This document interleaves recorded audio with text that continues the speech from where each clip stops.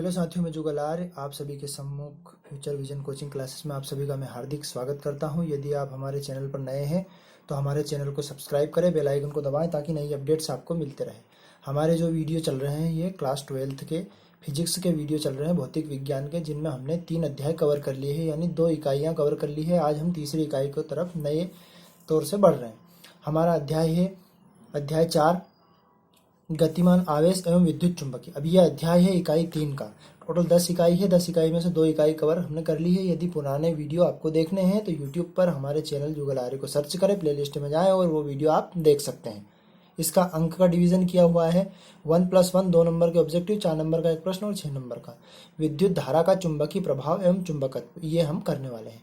इसमें पहला प्रश्न है हमारा ऑस्टेड। ऑस्टेड के प्रयोग के माध्यम से चुंबकीय प्रभाव को परिभाषित कीजिए। ना, ऑस्टेड एक वैज्ञानिक है जिन्होंने ये जो हमें बताया था 1820 में ऑस्टेड ने अपना प्रयोग बताया था कि किस प्रकार से, यानी कि कोई सा भी एक चालक होता है, चालक यानी विद्युत जिसमें प्रवाहित हो सकती है। किसी चालक में विद्युत धारा प्रवाहित करने पर उसके चारों ओर चुंबकीय क्षेत्र उत्पन्न होने की घटना को विद्युत धारा का चुंबकीय प्रभाव कहते हैं। यानी कि एक चालक तार है, माना कि ये चालक तार है और ये इस प्रकार से इसके आजू बाजू में ये क्षेत्र दिए हुए हैं, चुंबकीय क्षेत्र।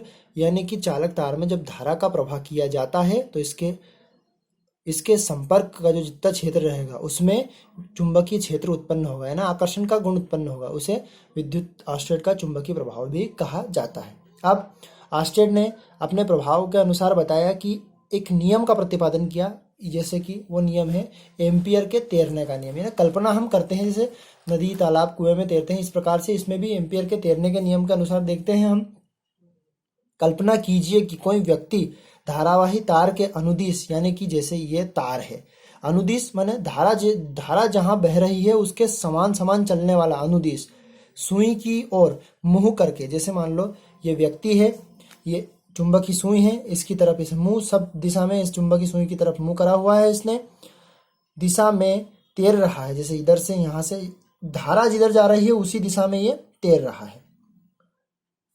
तो वो एन ध्रुव, उसके बायां हाथ यानी कि उल्टा हाथ, और दायां हाथ यानी सीधा हाथ, ठीक है, बाएं हाथ की ओर विक्षेपित होगी। जैसे ये सुई है तो यहां से चलना ये प्रारंभ करेगी तो एन से एस की ओर, इस प्रकार से ये विक्षेपित होकर चलती जाएगी। अब ऑस्टेड ने केवल कल्पना मात्र में बताया है, एन से एस की ओर किधर मुंह करके रहेगा, ये धारा की दिशा में सुई की तरफ मुंह करके तैरता रहेगा और एन से एस की ओर ये घूमेगा। ये एम्पियर के तैरने का नियम है। अब अगला प्रश्न हम कवर करते हैं, दूसरा वाला।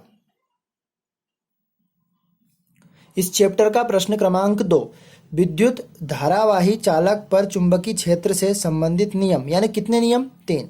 मैक्सवेल का दक्षिणावर्ती कार्क पेच का नियम, पहला नियम। दूसरा, दाएं हाथ का नियम, यानी कि सीधे हाथ का नियम, आपके सीधे या हमारे सीधे। दाएं हाथ की हथेली का नियम, सीधे हाथ, जैसे सीधा दायां हाथ होता है और उल्टा बायां हाथ होता है। तो पहला नियम हम कवर करते हैं, मैक्सवेल के दक्षिणावर्ती कार्क पेंच का नियम। इसको पढ़ते हैं हम। मैक्सवेल पेंच, यानी कि एक इस प्रकार का पेंच होता है, ये पेंच है हमारा।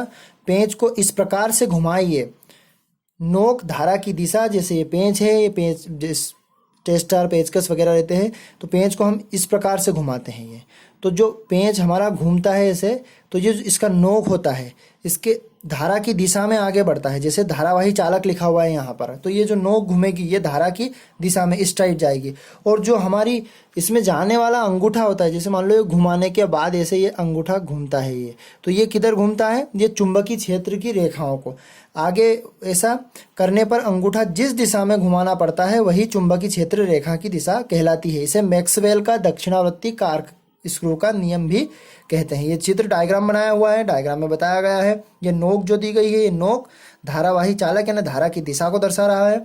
और ये जो हमारा अंगूठा घूम रहा है इधर इस साइड पेंच से है, इसके आपके टेस्टर पेचकस से, तो ये चुंबकीय क्षेत्र की रेखाओं को दर्शाएगा। और हमें चित्र के नीचे लिखना है दक्षिणावर्ती कार्क पेच का नियम।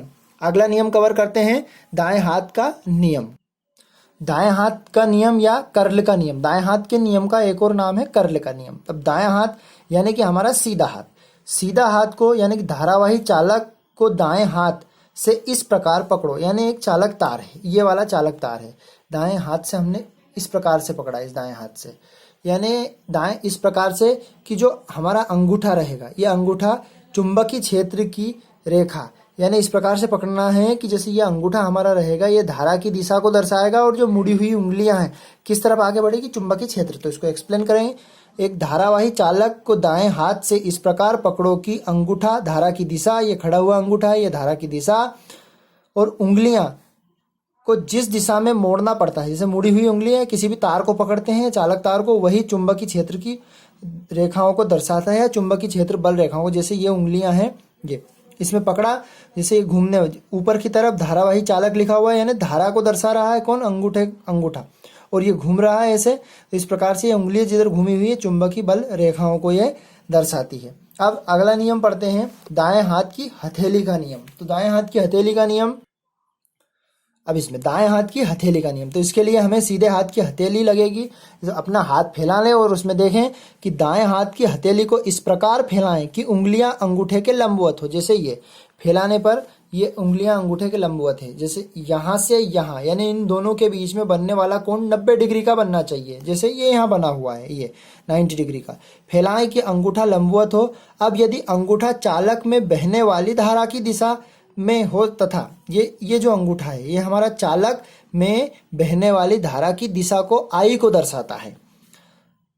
अब दिशा हो तथा उंगलियां उस बिंदु की ओर संकेत करें, जैसे खुली हुई उंगलियां हैं, ये उस बिंदु यानी कि चुंबकीय क्षेत्र के बिंदु को, उस बिंदु की ओर संकेत करें जिस बिंदु पर चुंबकीय क्षेत्र हमें क्या ज्ञात करना है। तो चुंबकीय क्षेत्र की दिशा हथेली के लंबवत बाहर की ओर, जैसे यहाँ पर बाहर निकलेगी, तो ये चुंबकीय क्षेत्र की दिशा को दर्शाएगा, यानी कि अंगूठा धारा को, उंगलियां चुंबक क्षेत्र की रेखा को, लंबवत बाहर की ओर चुंबकीय क्षेत्र बल रेखाओं को दर्शाएगा। यही दाएं हाथ की हथेली का नियम है। अब हम प्रश्न क्रमांक 3 कवर कर रहे हैं, जिसमें एक मोस्ट इंपोर्टेंट व्यंजक है आपका, उसका नाम है बायो-सेवर्ट का नियम। वो हम आगे बढ़ाते हैं अगले प्रश्न में। अब हम प्रश्न क्रमांक 3 कवर कर रहे हैं, अध्याय 4 का गतिमान आवेश और चुंबकत्व। बायो-सावर्ट या बायो-सेवर्ट अथवा लाप्लास का नियम सिद्ध करना है या व्यंजक की स्थापना करनी है, और अथवा सिद्ध कीजिए कि ये डेरिवेशन यदि याद है हमें, तो इनमें 4 कारक है, 4 कारक पे ये निर्भर करता है। तो हम बताते हैं dv बराबर I D L sine theta upon R का स्क्वायर। अब हम इसको सिद्ध करने से पहले इसको डायग्रामेटिकल समझते हैं पहले, और इसका डायग्राम बनाते हैं। मान लो एक हमारा एक्स वाई एक चालक है, इसको एक्स नाम दे दिया, इसको वाई नाम दे दिया। एक चालक एक्स वाई दिया गया है, इस चालक की हमने लंबाई एल ले ली, पूरी की पूरी एल लंबाई का एक चालक तार है, जिसमें एक आई धारा प्रवाहित हो रही। कौन सी धारा प्रवाहित हो रही? आई धारा प्रवाहित हो रही है, और अल्पांश इसमें ए और बी, इसी चालक के अंदर से एक छोटा सा भाग लिया अल्पांश, इसके मध्य में एक बिंदु दे दिया हमने ओ नाम उसको, और बिंदु ओ से एक आर दूरी पर एक अन्य बिंदु पी दिया, जिस पर हमें डीबी यानी कि अल्प चुंबकीय क्षेत्र डीबी ज्ञात करना है। और इन दोनों के मध्य में बनने वाला कोण, कौन से? अल्पांश और रेखा, बिंदु पी की रेखा के मध्य में बनने वाला कोण थीटा है। तब हम इसको बायो-सेवर्ट के नियम को सिद्ध करेंगे। कितनी? निम्न 4 बातों पर निर्भर करता है। जैसे मैंने सबसे पहले इसको हम प्रूफ में लिखेंगे, जब प्रूफ करेंगे तो माना एक्स वाई एक अल्पांश है जिसकी लंबाई एल है, माफ करना, एक्स माना एक एक्स वाई एक चालक है जिसकी लंबाई एल है, उसके मध्य उसमें बहने वाली धारा आई है, तथा इसमें एक ए बी अल्पांश लिया गया है जिसकी लंबाई अल्प लंबाई डी एल है। तब चुंबकीय क्षेत्र निम्न कारकों पर निर्भर करता है। ये हम आगे बढ़ते हैं। इसमें बिंदु पी पर चुंबकीय क्षेत्र डी बी है, तब चुंबकीय क्षेत्र dB निम्नलिखित कारकों पर निर्भर करता है। इससे हम व्यंजक को आगे बढ़ाते हैं। व्यंजक हम जानते हैं, व्यंजक है हमारा dB बराबर I D L sine theta upon R का स्क्वायर। इससे समझने के लिए आपको इसको लिखना नहीं है, ये समझना है। अब यहाँ से लिखना आपको कि तब अल्पांश का चुंबकीय क्षेत्र dB निम्न कारकों पर निर्भर करता है। अल्पांश का डीबी चुंबकीय क्षेत्र निम्न कारकों पर निर्भर करता है। अब इसमें पहला वाला कारक अल्पांश निम्न कारकों पर निर्भर करता है, तो चालक में प्रवाहित होने वाली धारा के समानुपाती होता है। ऊपर है तो समानुपाती, धारा के समानुपाती, अल्प दूरी के समानुपाती और ज्या के समानुपाती और उसकी दूरी के व्युत्क्रमानुपाती। तो पहला पॉइंट हम लिखते हैं, चालक में धारा के समानुपाती। धारा कौन सी? आई। और कौन समानुपाती? डीबी, क्योंकि चुंबकीय क्षेत्र अल्प डीबी है। और किसके समानुपाती? धारा के समानुपाती। ये फर्स्ट पॉइंट हो गया। अब लिखेंगे चालक अल्पांश के, चालक की लंबाई यानी डीएल के समानुपाती। चालक के अल्पांश की लंबाई डीएल के समानुपाती, डीबी समानुपाती डीएल, अर्थात करके हम ये लिख देंगे। अब तीसरा वाला, अल्पांश और चालक के बिंदु P तक की रेखा के बीच बनने वाला कोण साइन थीटा की ज्या के समानुपाती होता है। तो ये हम आपको लिख के बताते हैं, आप ध्यान से समझें इसको। अर्थात अल्पांश और उनके बीच में से जाने वाली रेखा के समानुपाती, यानी कि उसकी ज्या के समानुपाती, लंब बटा कर्ण रहेगा तो उसको साइन थीटा बोल देंगे। तो ये डीबी समानुपाती साइन थीटा, इसके समानुपाती होता है। चौथा पॉइंट है, उनकी दूरी आर के व्युत्क्रमानुपाती होता है। चालक में अल्पांश से जाने वाली रेखा, चालक के अल्पांश और बिंदु के बीच की दूरी क्या है? आर के व्युत्क्रमानुपाती, अर्थात डीबी व्युत्क्रमानुपाती 1/r²। ये हो गया व्युत्क्रमानुपाती। अब उपरोक्त समीकरणों को संयुक्त रूप से लिखने पर तो डीबी समानुपाती आई डीएल साइन थीटा, जो जितने भी समानुपाती आए थे वो ऊपर रहेंगे और व्युत्क्रमानुपाती नीचे हो जाएगा। हम जानते हैं कि जब समानुपाती या व्युत्क्रमानुपाती का निशान हटाते हैं तो यहाँ पर के लेते हैं। के एक नियतांक है या स्थिरांक भी माना जाता है, r²। ये हमारा व्यंजक हमने सिद्ध कर लिया। यदि व्यंजक ये तो सिद्ध हो गया, यदि वायु या निर्वात में, वायु या सीजीएस पद्धति की जब बात करते हैं, सीजीएस पद्धति में वायु या निर्वात में